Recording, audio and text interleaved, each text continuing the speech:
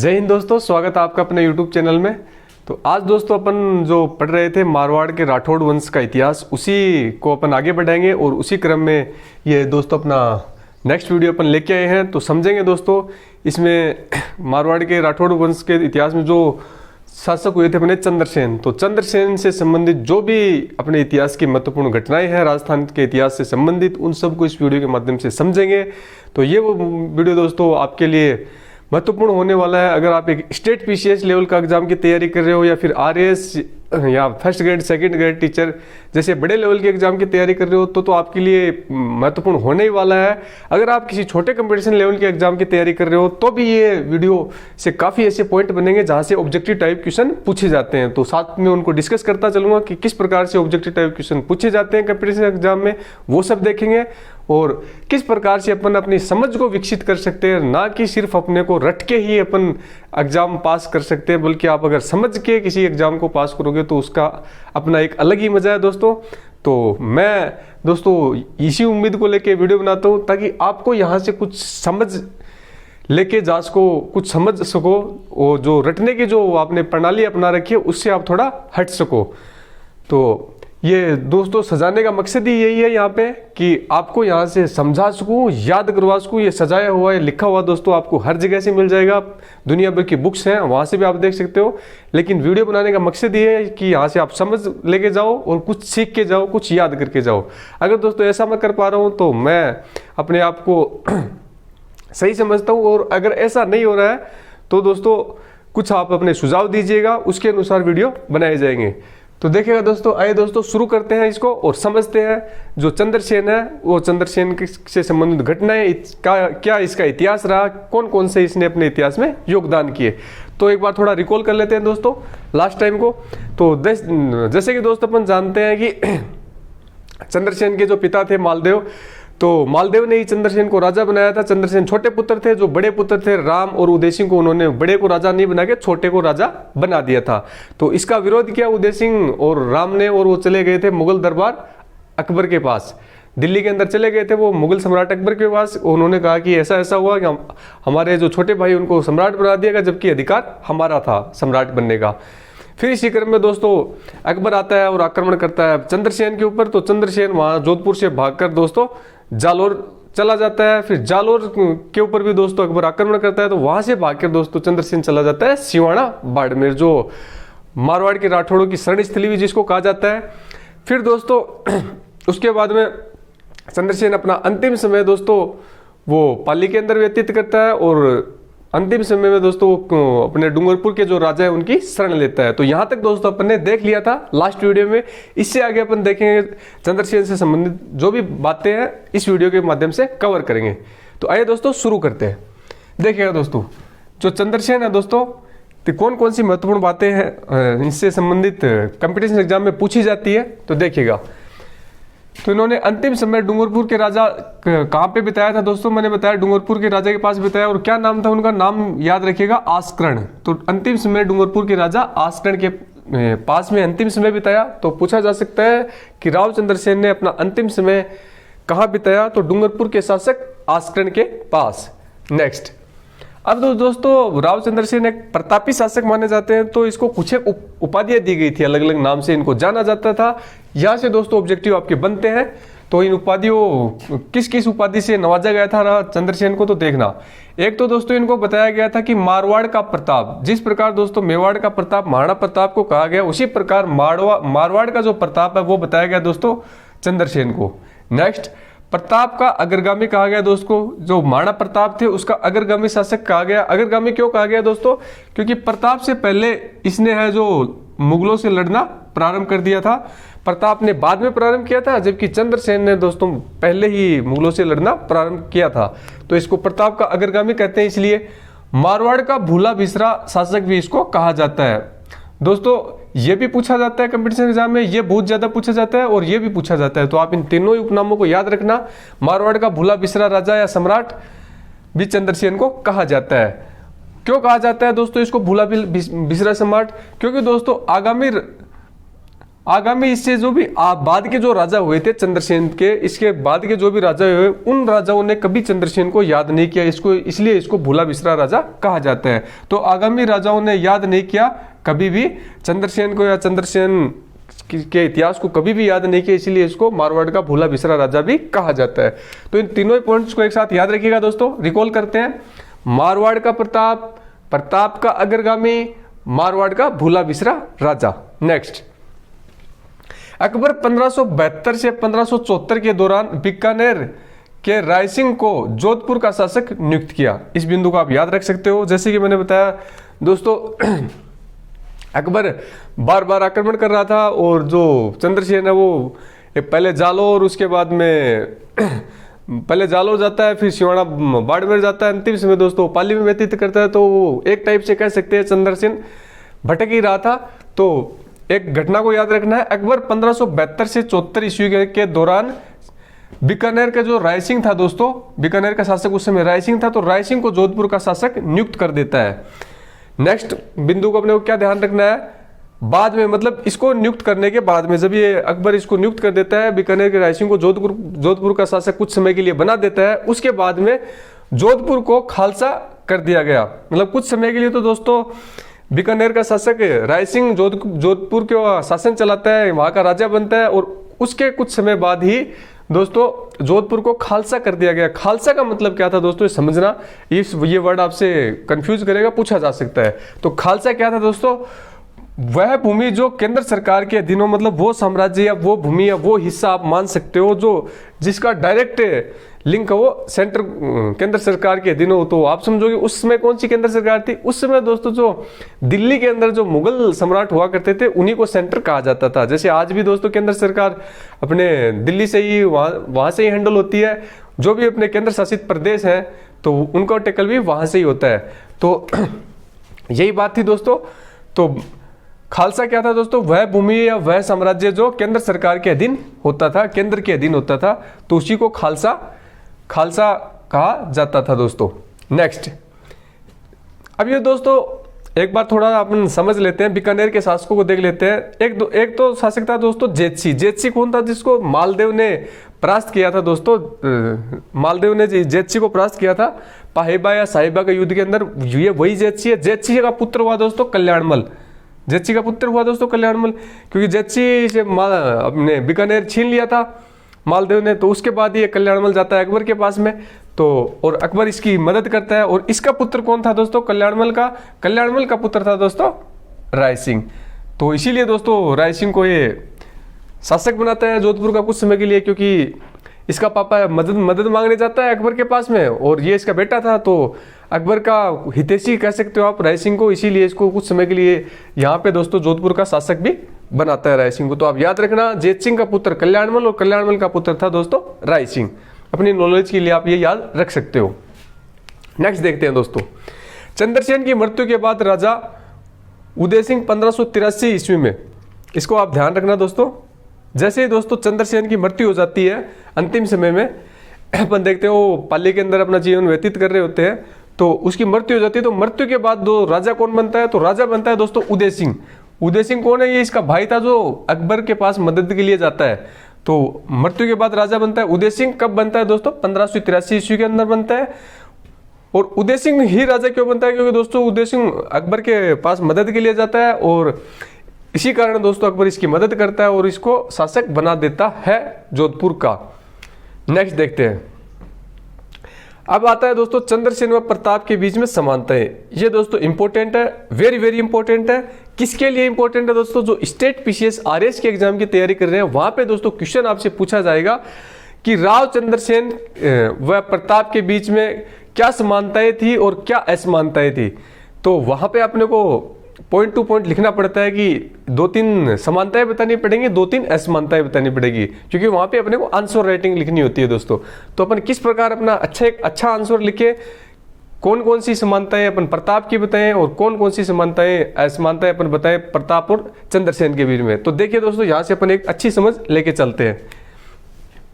तो प्रताप और राव महाराणा प्रताप की बात हो रही है। प्रताप का मतलब दोस्तों महाराणा प्रताप की बात चल रही है यहाँ पे। तो राव चंद्रसेन और महाराणा प्रताप के बीच में कौन कौन सी समानताएं थी देखिएगा दोस्तों। दोनों ही शासकों ने अकबर की अधीनता स्वीकार नहीं की थी। बिल्कुल ठीक बात है दोस्तों कि दोनों ही शासकों ने कभी भी अपने पूरे जीवन समय में कभी भी अकबर की अधीनता स्वीकार नहीं की। हालांकि वो एक जगह से दूसरी जगह तक भटकते रहे, लेकिन उन्होंने अधीनता स्वीकार नहीं की। नेक्स्ट, दोनों ने छापामार गुरिल्ला युद्ध प्रणाली से संघर्ष किया। दोनों ही शासकों ने जो छापामार या गुरिल्ला युद्ध पद्धति है उससे संघर्ष किया था। तो ये भी बात बिल्कुल ठीक है दोस्तों, क्योंकि ये अपन इनकी समानताएं देख रहे हैं दोस्तों। दोनों को ही स्वयं के भाइयों के विरोध का सामना करना पड़ा था। ये बात भी दोस्तों ठीक है कि दोनों को ही जो खुद के भाई थे उनके विरोध का सामना करना पड़ा था। जैसे दोस्तों महाराणा प्रताप को उसके भाई जगमाल के विरोध का सामना करना पड़ा और चंद्रसेन को दोस्तों राम और उदय सिंह के विरोध का सामना करना पड़ा था। तो दोनों को ही स्वयं के भाइयों के विरोध का सामना करना पड़ा था। प्रताप को जगमाल का सामना करना पड़ा और चंद्रसेन को दोस्तों राम और उदय सिंह का सामना करना पड़ा था। नेक्स्ट बिंदु दोस्तों, दोनों ने अपने राज्य के बाहर शरण ली थी। ये अपन बार बार मैं बता ही रहा हूं आपको कि जैसे ही अकबर इनके साम्राज्य के ऊपर जैसे जैसे कब्जा कर रहा था वैसे वैसे भाग के दूसरी जगह जा रहे थे। तो दोनों ने ही अपने राज्य के बाहर जाके शरण ली थी। बिल्कुल ठीक बात है दोस्तों। तो दोनों में समानताएं बढ़ रहे हैं अभी अपन। नेक्स्ट, तो अपने राज्य के बाहर जाके शरण ली थी। तो कहाँ शरण ली थी दोस्तों, अपन थोड़ा इसको, क्योंकि अपन दोस्तों आंसर राइटिंग करें तो अपने को थोड़ा एक्सप्लेन करके अगर बताएंगे तो दोस्तों अपना आंसर देख के एग्जामिनर प्रभावित होगा और अपने को अच्छे मार्क्स देगा। तो कोशिश करो कुछ एक ऐसे बिंदु ऐसे बातें उसमें समाहित करें अपन अपने आंसर में, ताकि अपन उसको अट्रैक्ट कर सके। तो क्या दोनों ने ही अपने राज्य के बाहर शरण ली थी, ठीक बात है। कहाँ शरण ली थी थोड़ा वो भी बता देते हैं। प्रताप ने 56 के मैदान में शरण ली थी और चंद्रसेन ने दोस्तों डूंगरपुर के राजा आस्करण के पास शरण ली थी, जैसे कि अपन ऊपर पढ़ चुके हैं। तो दोनों ने ही बाहर शरण ली थी, प्रताप ने अपने 56 के मैदान में और चंद्रसेन ने डूंगरपुर के शासक आस्करण के पास शरण ली थी। अब दोस्तों कई बार एक ऑब्जेक्टिव टाइप का क्वेश्चन पूछा जाता है, आपको पूछा कैसे जाएगा कि 56 का मैदान किस नदी के द्वारा निर्मित है। तो 56 का मैदान दोस्तों ध्यान रखना है जहां पे शरण ली थी प्रताप ने, ये माही नदी द्वारा निर्मित है। माही नदी के द्वारा इसका निर्माण हुआ है। तो इस ऑब्जेक्टिव को आप यहां से ध्यान रख सकते हो ऑब्जेक्टिव टाइप के सेशन या ऑब्जेक्टिव टाइप के एग्जाम के लिए। ठीक है दोस्तों, तो यहां से अपन ने महत्वपूर्ण बिंदु समझे। तो ये तो दोस्तों आप एक बार अगर थोड़ा ध्यान से आप इन बिंदुओं को पढ़ोगे तो दोस्तों ये बिंदु आपके ऑटोमेटिक ही याद हो जाएंगे, क्योंकि ये दोस्तों समझ के आधार के बिंदु और आरएएस जैसा एग्जाम दोस्तों समझ के आधार पे ही निकाला जाता है, उसको रट के कभी नहीं निकाला जा सकता। तो आप एक बार थोड़ा सा इनको ध्यान से पढ़ोगे कि दोनों ने अधीनता स्वीकार नहीं की, सबको ही पता है लगभग, लेकिन थोड़ा सा आपको अपना माइंड का यूज करना है बस, बाकी खाली समझ के आधार पे रटने लायक चीजें हैं ही नहीं। तो दोनों ने अधीनता स्वीकार नहीं की, तो जैसे अपन प्रताप की शासनकाल पढ़ेंगे, चंद्रसेन का शासनकाल पढ़ेंगे, तो अपने को सब बिंदु उन्हीं के अंदर से ये उठाए गए हैं। थोड़ा सा अगर अपन ध्यान से पढ़ेंगे तो ये बिंदु ये समानताएं दोस्तों अपन अपने मन से भी बता सकते हैं। जरूरी नहीं कि आप यहाँ से उतार के, अगर आपने ढंग से दोनों का शासनकाल पढ़ा है तो उनके बीच में समानताएं आप बता सकते हो। थोड़ा अपना खुद का माइंड यूज करके भी आप बता सकते हो। तो मैं यही आपको समझाने की कोशिश कर रहा हूँ। कोई भी टॉपिक पढ़ो थोड़ा उसको समझ के पढ़ो, ताकि अपन उसके बारे में खुल के बता सकें। तो यहां से दोस्तों अपन ने अधीनता स्वीकार नहीं की। नंबर एक बात, छापामार प्रणाली का दोनों ने संघर्ष किया, ठीक है। दोनों ने स्वयं के भाइयों के साथ, दोनों को स्वयं के भाइयों के साथ भी संघर्ष करना पड़ा, ठीक बात है दोस्तों। और दोनों ने अपने राज्य के बाहर जाके दूसरे स्थानों पर शरण ली थी। तो इन चार बिंदुओं को अपन याद रखेंगे। अब आते हैं दोस्तों नेक्स्ट, एक और बिंदु यहां से कौन सा याद रख सकते हैं, दोनों के अधिकतर राज्य पर अकबर ने कब्जा कर लिया था, केवल थोड़ी सी भूमि के बल पर अकबर से लड़ रहे थे। तो ये बिंदु भी दोस्तों याद रख सकते हो कि दोनों ही जो शासक थे महाराणा प्रताप और चंद्रसेन, दोनों ही की शासक के जो साम्राज्य था उसके अधिकतर साम्राज्य के ऊपर जो अकबर सम्राट था उसने कब्जा कर लिया था। थोड़ा बहुत कुछ एक हिस्सा था, तो उसी हिस्से को लेकर ये लड़ रहे थे। अकबर जैसे महान सम्राट के पास साथ महान उसकी जो सेना थी उसके साथ लड़ रहे थे। तो इनकी वीरता की तो दोस्तों दाद देनी चाहिए, क्योंकि एक तो बोलते हो दोस्तों कि 1000 सैनिकों से अगर 100 सैनिक मुकाबला करें तो उन 100 सैनिकों को उत्साह और साहस की अपने को तारीफ करनी चाहिए कि ऐसा दोस्तों अक्सर होता नहीं है, लेकिन कुछ एक जो वीर शासक होते हैं, वीरता से परिपूर्ण शासक होते हैं, वही ऐसा काम कर पाते हैं। और इसीलिए दोस्तों राव चंद्रसेन और महाराणा प्रताप को एक वीरता का सपूत माना जाता है। तो यहां से अपन दोनों देख सकते हैं, दोनों के दोनों के अधिकतर राज्य पर अकबर का कब्जा था, केवल थोड़ी सी भूमि या थोड़े से साम्राज्य के बल पे वो अकबर से लड़ रहे थे। तो एक समानता अपन दोनों इन दोनों शासकों की ये याद रख सकते हैं। अब देखते हैं दोस्तों नेक्स्ट, क्योंकि दोस्तों अपने को क्वेश्चन में पूछा गया था कि राव, चंद्रसेन और प्रताप की समानताएं और असमानताएं बताइए। तो समानताएं तो अपन ने देख ली 4-5, अब क्या इनके अंदर असमानताएं थी, मतलब डिफरेंस इनके अंदर क्या था, उसके शासनकाल और इसके शासनकाल में क्या अंतर था, अपन वो समझते हैं दोस्तों। तो चंद्रसेन व प्रताप के बीच में असमानताएं, अब कौन कौन सी असमानताएं थी तो देखते हैं दोस्तों। प्रताप का मुगल विरोध राजतिलक के साथ शुरू हो गया था, जबकि चंद्रसेन का मुगल विरोध नागौर दरबार के बाद शुरू हुआ था। तो एक बिंदु आप यहां से याद रख सकते हो कि महाराणा प्रताप का तो जो मुगलों ने जो विरोध, सॉरी दोस्तों, महाराणा प्रताप का मुगलों से जो संघर्ष है दोस्तों, वो राजतिलक होते ही उसका संघर्ष प्रारंभ हो चुका था, जबकि जो चंद्रसेन का जो संघर्ष है मुगलों से वो नागौर दरबार के बाद हुआ था, क्योंकि चंद्रसेन नागौर दरबार में जाता तो है लेकिन वो अकबर से मिलके नहीं आता, क्योंकि पहले से ही वो वहां पे वो अपने भाई उदय सिंह को बैठा देखता है और उसका प्रभाव वर्चस्व देख के वो अकबर से बिना बात किए वापस लौट जाता है। इसीलिए फिर अकबर उसके भाई उदय सिंह की हेल्प करने के नाते चंद्रसेन पर बार बार आक्रमण करता है।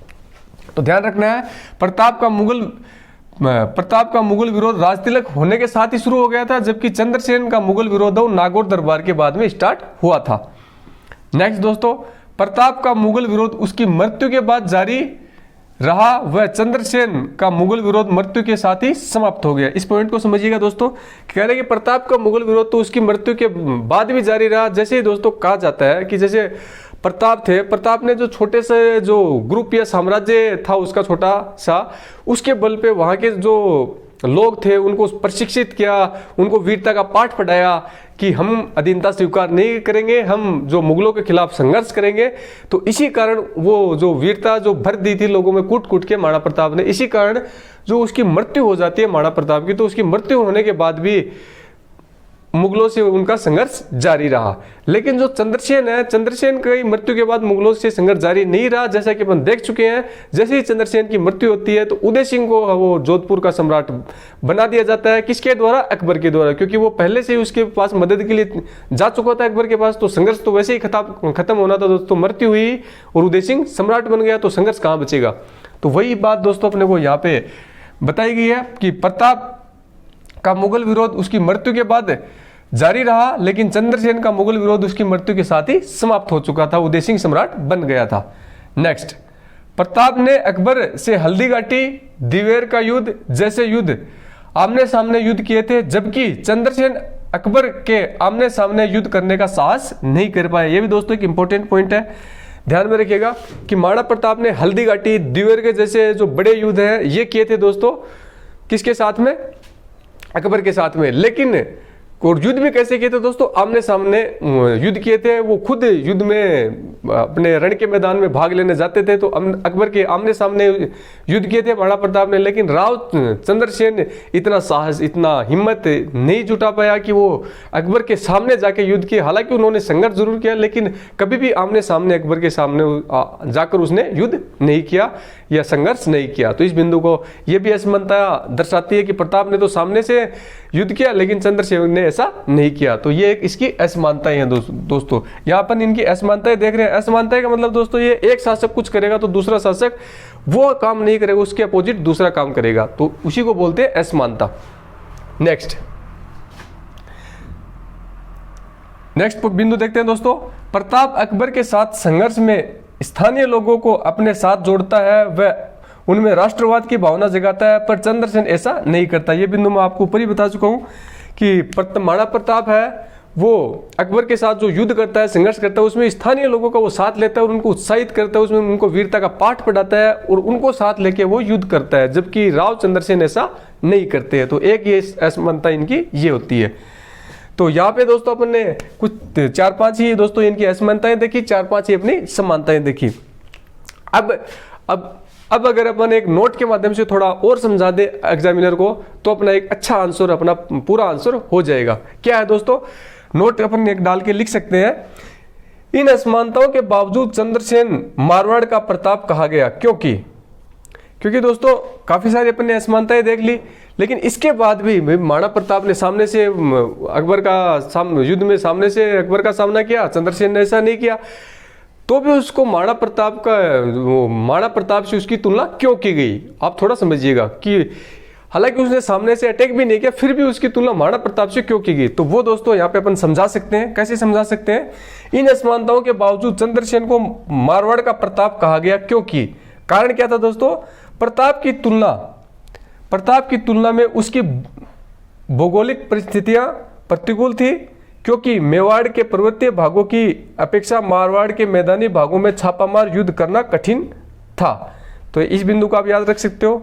जिस प्रकार दोस्तों मेवाड़ के अंदर पर्वतीय या पठारी इलाके होते हैं, वहां पे छापामार प्रणाली के अंदर क्या होता है दोस्तों? छुप के किसी दूसरे जो दुश्मन के ऊपर है वो अटैक करना, आक्रमण करना, वो होती है छापामार प्रणाली। तो वहां पे बड़ी बड़ी पहाड़ियां होती है, चट्टान, उनमें छुपा जा सकता है। लेकिन मारवाड़ के अंदर ऐसी स्थिति नहीं थी। मारवाड़ में तो दोस्तों टीले है, रेगिस्तान है, रेत है, तो वहां पे कहां पे छुपाव हासिल करे? तो हालांकि प्रताप के पास तो जो भौगोलिक स्थितियां थी वो युद्ध करने के लिए उनके अनुपूर्ण थी, क्योंकि उनके लिए वो उपयोगी थी। लेकिन मारवाड़ में ऐसा नहीं था। मारवाड़ में रेत के टीले थे, लेकिन रेत के टीले होते हुए भी उसने क्या है कि अकबर से संघर्ष किया, तो इसीलिए उसको कहा गया प्रताप की उसको संज्ञा दी गई थी। तो ये अपन बिंदु देख सकते हैं। अगला बिंदु दोस्तों क्या देख सकते हैं? प्रताप को भामाशाह व ताराचंद जैसे दानवीर साथी मिल गए थे। महाराणा प्रताप को कौन कौन मिल गए थे? भामाशाह व ताराचंद जैसे दानवीर साथी मिल गए थे। पर चंद्रसेन को प्रारंभ से अंत तक धन की कमी महसूस हुई। इस बिंदु को आप समझिएगा कि प्रताप को दोस्तों जो भामाशाह और चंद्रसेन जो उस समय के जो दानी व्यक्ति थे, उनके पास खूब ढेर सारी धन संपदा थी, तो वो समय समय पर महाराणा प्रताप की मदद करते रहते थे पैसे से, धन से, ताकि जो महाराणा प्रताप वो अकबर के साथ संघर्ष करना पड़े। तो जैसा कि लेकिन ऐसी परिस्थितियां चंद्रसेन के साथ नहीं थी। चंद्रसेन की मदद, आर्थिक रूप से मदद करने वाला कोई नहीं था। इसके बावजूद भी चंद्रसेन अकबर से संघर्ष करता रहा, इसीलिए उसको प्रताप की संज्ञा दी गई। तो दोस्तों आप सब लोग अच्छे से जानते हो, कोई भी युद्ध या संघर्ष करने के लिए सबसे जो जरूरी चीज है वो है धन, पैसा। पैसे के बिना दोस्तों अपन कहीं से कहाँ से हथियार लाएंगे, किस प्रकार से सेना को मैनेज करेंगे, किस प्रकार से क्या करेंगे, कोई भी जो अरेंजमेंट होता है वो नहीं होता। लेकिन चंद्रसेन ने धन की जो कमी होते हुए भी उसने अकबर से युद्ध किया, इसीलिए उसको प्रताप की संज्ञा मिली थी। तो यहाँ से अपन एक नोट के माध्यम से अपन ने यह भी समझा दिया कि चंद्रसेन को प्रताप क्यों कहा गया। अब दोस्तों अपना जो आंसर है, समानताएं, असमानताएं और ये नोट को मिलाकर एक अपन ने एक अच्छा आंसर बना दिया, और अपन ने एक अच्छी समझ भी बना ली कि किस प्रकार से चंद्रसेन शासन करता है, किस प्रकार से चंद्रसेन संघर्ष करता है और किस प्रकार से महाराणा प्रताप संघर्ष करते हैं, कौन कौन सी उनमें समानताएं थी, कौन सी असमानताएं थी, उनका नाम प्रताप के नाम पे क्यों पड़ा, सब कुछ अपन ने देख लिया। तो ये होता है दोस्तों एक समझने का तरीका जो मैंने आपको बताया है। अब आते हैं दोस्तों नेक्स्ट। अब समझते हैं दोस्तों अपन नागौर दरबार। क्या था ये नागौर दरबार और किस प्रकार से ये नागौर दरबार बुलाया गया, क्या था इसका उद्देश्य? तो समझिएगा दोस्तों, नागौर जो दरबार बुलाया था वो अकबर महान ने बुलाया था। मुगल सम्राट तो उस समय दिल्ली के सम्राट हुआ करते थे। तो मुगल दरबार 1570 ईस्वी में बुलाया गया, ये नागौर के अंदर बुलाया गया दोस्तों। नागौर दरबार 1570 ईस्वी में। इस दरबार का उद्देश्य दोस्तों ये था कि जो भी अपने मेवाड़ के, मारवाड़ के जो भी राजा थे, प्रमुख राजा, इनको वहां बुला के इनको अपनी अधीनता स्वीकार करा सके, ताकि अकबर, मूल उद्देश्य तो अकबर का यही था, कूटनीति तो उसकी यही थी। लेकिन जो अपन मोटे तौर पे जो बुक्स के अंदर पढ़ते हैं, जो ऑब्जेक्टिव्स के अंदर पढ़ते हैं, वो कुछ अलग है। वो क्या पढ़ते हैं दोस्तों, वो देखिएगा। 1570 ईस्वी में अकबर ने राजस्थान के सभी राजाओं को अकाल राहत कार्यों के उद्देश्य की पूर्ति के लिए नागौर बुलाया। तो इस पॉइंट को ध्यान रखिएगा, ऑब्जेक्टिव के रूप में पूछा जाता है। नागौर दरबार का आयोजन किसने किया? अकबर ने किया। कब किया? 1570 में किया। और क्यों बुलाया गया दोस्तों? तो ये बार बार पूछा गया है, क्यों बुलाया गया? अकाल राहत कार्यों की पूर्ति के लिए बुलाया गया। अकाल राहत कार्यों की पूर्ति के उद्देश्य को लेकर बुलाया गया। तो ये ऑब्जेक्टिव के रूप में पूछा जाता है, ध्यान रखना है अपने को। तो जैसा कि दोस्तों मैं बता चुका हूं ये जो उद्देश्य था अकाल राहत कार्यों के उद्देश्य की पूर्ति के लिए, ये उद्देश्य दोस्तों एक दिखावी उद्देश्य था जो ऑब्जेक्टिव टाइप के क्वेश्चंस के अंदर बनता है, जो अपन बार बार ऑब्जेक्टिव में पढ़ते भी हैं। इसका मूल उद्देश्य क्या था वो देखिएगा दोस्तों। अकबर का वास्तविक उद्देश्य सभी राजाओं को अपनी अधीनता स्वीकार कराना था, इसको आप ध्यान रखिएगा। वैसे तो बुलाया तो गया था अकाल राहत कार्यों के उद्देश्य की पूर्ति के लिए, लेकिन इसके पीछे कूटनीति रही है अकबर की कि वो इस दरबार के माध्यम से जो राजस्थान के मेवाड़ मारवाड़ या आसपास के जो भी शासक हुआ करते थे उनसे वो अपनी अधीनता स्वीकार कराना चाहते थे। नेक्स्ट देखते हैं दोस्तों। और इस दरबार के दौरान ही दोस्तों कुछ एक शासकों ने उसकी अधीनता भी स्वीकार कर ली, तो इनके अपने को नाम याद रखने हैं। हर्राज थे दोस्तों, हर्राज उस समय जैसलमेर के शासक हुआ करते थे। कल्याणमल जैसे कि अपन को जानते हैं बीकानेर के शासक हुआ करते थे। उदय सिंह दोस्तों जो चंद्रसेन के भाई थे, जो दरबार में भाग अपने ये उदय सिंह और दोस्तों ये कल्याणमल तो दोस्तों चले गए थे अकबर के पास हेल्प मांगने के लिए, तो इन दोनों को आप याद रख सकते हो, कल्याणमल बीकानेर और उदय सिंह जो चंद्रसेन के भाई थे, और हर्राज दोस्तों उस समय जैसलमेर के शासक थे। इन सभी ने दोस्तों अधीनता स्वीकार कर ली थी। नागौर दरबार के दौरान ही अकबर की अधीनता स्वीकार कर ली थी। तो तीनों नामों को ध्यान रखना है, हर्राज, कल्याणमल और उदय सिंह। नेक्स्ट देखते हैं। चंद्रसेन भी दोस्तों दरबार में जाता है जैसे कि मैं बता चुका हूं, लेकिन क्या होता है दोस्तों वहां पे अपने भाई का प्रभाव वर्चस्व तो वो देखता है कि सब कुछ उसका भाई वहां पे बैठा है, अकबर से बातें कर रहा है, उसको अपनी चीजें बता रहा है, बखान कर रहा है, तो उसके प्रभाव को देखकर चंद्रसेन वापस लौट आता है। उसको वहां ऐसा लगता है कि यहाँ पे अपनी कोई सुनवाई नहीं होने वाली है, क्योंकि उसका भाई ऑलरेडी पहले ही अकबर के पास बैठा हुआ था। तो इसको चंद्रसेन भी दरबार में जाता जरूर है, पर उदय सिंह का प्रभाव देखकर वह वापस लौट आता है। तो इस बिंदु को आप याद रख सकते हो दोस्तों। अब दोस्तों वही बात है, स्टेट पीसीएस लेवल एग्जाम में तो दोस्तों कुछ ऐसी चीज पूछी जाती है जो समझ के आधार पे बता सकते हो।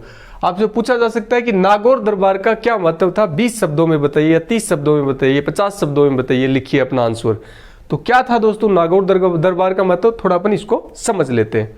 देखिएगा दोस्तों, अकबर ने कूटनीति के माध्यम से राजस्थान के राजाओं को अधीनता स्वीकार कराई थी दोस्तों। ये इसका मतलब था, किसके लिए था, मुगलों के लिए दोस्तों, क्योंकि अकबर मुगल सम्राट था। तो क्या मतलब था, अकबर ने जो कूटनीति अपनाई थी, मैंने बताया था कूटनीति के माध्यम से राजस्थान के राजाओं को अधीनता स्वीकार करा ली थी। वहां पे बुला लिया और बुला के अपने एरिया में बुला के, और फिर उनको ये कंडीशन रखी गई कि आप ये काम करो तो मैं आपको ये सुविधाएं दूंगा, मैं आपके साम्राज्य के ऊपर आक्रमण नहीं करूंगा। इस प्रकार की उसने कूटनीति अपनाई और उनको अधीनता स्वीकार करा ली थी। तो इस बिंदु को याद रख सकते हैं, क्या महत्व था। ये दोस्तों जो भी महत्व होती है, समानताएं होती है, असमानताएं होती है, इनको आप पॉइंट के माध्यम से याद रखना, पूरी लाइन को कभी याद मत रखना, पॉइंट के माध्यम से याद रखो और फिर उसकी एक्सप्लेन आप अपने हिसाब से करो। तो यहां से आप याद रख सकते हो अकबर की कूटनीति, तो आप व्याख्या कर सकते हो कि अकबर ने कूटनीति मतलब कूटनीति चली थी, अकबर ने क्या चली थी कि दूसरे राजाओं को अधीनता स्वीकार करा ली थी। तो यहां से एक वर्ड याद रखिएगा, कूटनीति। नेक्स्ट पॉइंट, दरबार के बाद राजस्थान के राजा स्पष्ट रूप से दो भागों में बट गए थे। सिंपल सी बात है दोस्तों कि अकबर ने ये आयोजन ही अधीनता स्वीकार करवाने के लिए करवाया था। तो कुछ एक राजा अकबर के समर्थन में आ गए और कुछ एक ने जिसने समर्थन नहीं किया वो इसके विरोधी हो गए। तो दरबार के बाद राजस्थान के राजा दो भागों में बट गए। कौन कौन से, एक तो मुगल समर्थक, एक मुगल विरोधी। तो यही यहाँ पे बताया गया, मुगल विरोधी और मुगल समर्थक दो भागों में वो राजस्थान के राजा मुख्यतः बट गए। नेक्स्ट, राजस्थान के राजाओं की व्यक्तिगत वीरता व स्वतंत्रता की भावना कम हुई। प्रताप व चंद्रसेन को छोड़कर मानसिंह, राय सिंह, उदय सिंह मुगल आश्रित राजा बन गए। तो इस बिंदु को आप याद रखना दोस्तों। क्या है बिंदु कि राजस्थान के जो भी राजा होते थे, कहा जाता है दोस्तों जो राजस्थान के जो भी शासक या राजा हुए बहुत वीर सूरवीर राजा हुए हैं। लेकिन इस दरबार के बाद कुछ एक राजाओं ने तो अकबर की अधीनता स्वीकार कर ली। तो अधीनता स्वीकार करते ही उसकी जो वीरता है वो तो ऑटोमेटिक ही खत्म हो गई। और वीरता खत्म होने से क्या हुआ दोस्तों, अकबर का जो साम्राज्य है उसका और विस्तार हो गया। कुछ एक राजा, कौन कौन से राजाओं ने अधीनता स्वीकार की वो अपने को ध्यान रखना है। तो देखना दोस्तों, राजा थे दोस्तों मानसिंह जो जयपुर के सम्राट हुआ करते थे उस समय, राय सिंह जो बीकानेर के सम्राट थे, और उदय सिंह जो जोधपुर के सम्राट राजा बन गए थे, मुगल आश्रित राजा बन गए थे। मतलब इन्होंने पूरी तरह से अकबर की अधीनता स्वीकार कर ली थी। महाराणा प्रताप व चंद्रसेन को छोड़कर ये दो ऐसे राजा थे, प्रताप मेवाड़ से और मारवाड़ से चंद्रसेन, इन्होंने अकबर की अधीनता आजीवन स्वीकार नहीं की। बाकी राय सिंह है दोस्तों, अपना मान सिंह है, उदय सिंह, इन सब ने अकबर की अधीनता स्वीकार कर ली थी। नेक्स्ट देखते हैं दोस्तों, राजस्थान में शांति व्यवस्था स्थापित हुई, इससे कलात्मक गतिविधियों को बढ़ावा मिला। तो ये पॉइंट तो दोस्तों अपने को ऑटोमेटिक समझ के आधार पर भी आ जाना चाहिए कि जैसे ही दोस्तों कोई युद्ध टलेगा, कोई विपत्ति टलेगी, तो उसके बाद जो ध्यान है दोस्तों वो किसकी तरफ बढ़ेगा, वो ध्यान है वो विकास की तरफ बढ़ेगा। और उस समय दोस्तों कला का, संस्कृति का, इन्हीं चीजों का ज्यादा विकास हुआ करता था। तो राजस्थान में शांति स्थापित होने से दोस्तों क्या हुआ, कलात्मक गतिविधियां है, जो भी छोटे मोटे कुटीर उद्योग है, कलात्मक गतिविधियों को बढ़ावा मिला। और कह सकते हो कि थोड़ी जो अर्थव्यवस्था है उसके अंदर थोड़ा सुधार हुआ। तो इस प्रकार से दोस्तों अपने राव चंद्रसेन, उनसे संबंधित महत्वपूर्ण घटनाएं, राव चंद्रसेन महाराणा प्रताप की समानता, असमानता, और जो नागौर दरबार को समझा और क्या था नागौर दरबार का महत्व, ये सब इस वीडियो के माध्यम से कवर किया। अब मैं दोस्तों आपसे उम्मीद करता हूं कि आप इस चैप्टर से संबंधित ऑब्जेक्टिव क्वेश्चंस आप अपनी बुक्स में बनाइए। आप जितने ऑब्जेक्टिव क्वेश्चंस बनाओगे दोस्तों उतनी ही आपकी तैयारी है वो मजबूत बनती चली जाएगी। आप एक बार थ्योरी पढ़ के आप ऑब्जेक्टिव जरूर बनाइएगा। तो ये दोस्तों आपके ऊपर छोड़ता हूं, आप ऑब्जेक्टिव जरूर बनाइएगा। अगर दोस्तों वीडियो पसंद आया, आपको लगे कि यहाँ से कुछ अपने को सीखने के लिए मिला है, तो मेरे सपोर्ट के लिए, मेरे मोटिवेशन के लिए थोड़ा वीडियो को शेयर करें अपने दोस्तों के पास, ताकि अपनी फैमिली भी एक बिग फैमिली, एक बड़े परिवार के रूप में उभर कर सामने आ सके। जय हिंद दोस्तों, मिलते हैं नेक्स्ट वीडियो में।